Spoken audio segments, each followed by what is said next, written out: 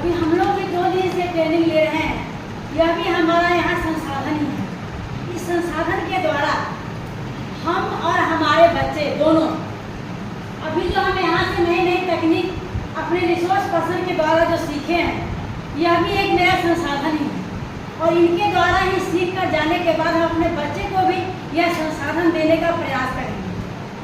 संसाधन के द्वारा ही हम विज्ञान को सरल और आसान तरीका से पढ़ सकते हैं और बच्चों को सिखा सकते हैं। एक उदाहरण के लिए हम अपने बच्चों को क्लास में यदि पढ़ाने जाते हैं, केमिस्ट्री ही पढ़ाने गए, तो बच्चे को सिर्फ कह देते हैं कि हाँ मैग्नीशियम की अभिक्रिया ऑक्सीजन से कराते हैं तो मैग्नीशियम ऑक्साइड बनता है।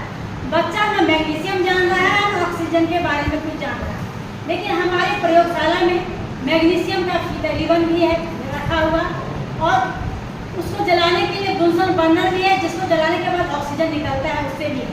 अगर बच्चे को वह प्रैक्टिकली कराकर हम दिखा देते हैं तो बच्चों में वह कंसेप्ट संसाधन के द्वारा वह कंसेप्ट बच्चों के दिमाग में लग जाता है और वह हमको लगता है कि नहीं 100% बच्चा, लेकिन 50% बच्चा को यह याद हो जाता है हाँ मैग्नीशियम की अभिक्रिया ऑक्सीजन से कराने पर मैग्नीशियम ऑक्साइड बनता है और उसका चूर्ण सफ़ेद होता है।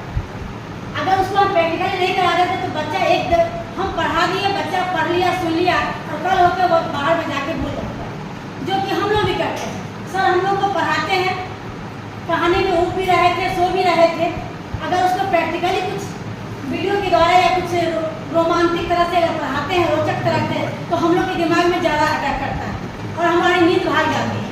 उसी तरह हम बच्चे को भी देते हैं ना, यही तो मेरा संसाधन।